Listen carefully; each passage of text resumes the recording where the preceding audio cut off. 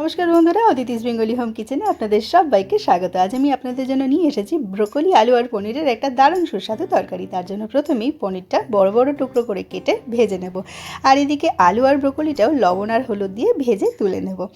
এদিকে যে আমি আদা, পেঁয়াজ, রসুন আর টমেটোটা নিয়েছিলাম সেটাও কিন্তু আমি কড়াইতে অল্প তেল দিয়ে হালকা হাতে ভেজে নেব। এবার এটা খুব বেশি ভাজবার দরকার নেই, কিছুটা ভাজা হলেই এটাকে ঠান্ডা করে মিক্সিং জারে দিয়ে এটার একটা পেস্ট তৈরি করে নেব। এটাই কিন্তু এই তরকারির মেন মশলা। এবার কড়াইতে সর্ষে তেল গরম করে দিয়ে দেবো গোটা জিরে ফোড়ন, তৈরি করে নেওয়া মশলা, তারপর হালকা হাতে কষিয়ে নিয়ে ভেজে রাখা সবজি দিয়ে ভালোভাবে নাড়াচাড়া করে উপর থেকে গরম জল আর লবণ হলুদ দিয়ে ঢাকা চাপা দিয়ে এটা সেদ্ধ হতে দেবো। মোটামুটি কিছুটা সেদ্ধ হলে দিয়ে দেব ভেজে রাখা পনির, আরও কিছুক্ষণ ঢাকা চাপা দিয়ে রেখে দেবো। এবার ঢাকনা খুলে অল্প একটু চিনি আর গরম মশলা ছড়ালেই রেডি এই দারুণ টেস্টি তরকারি।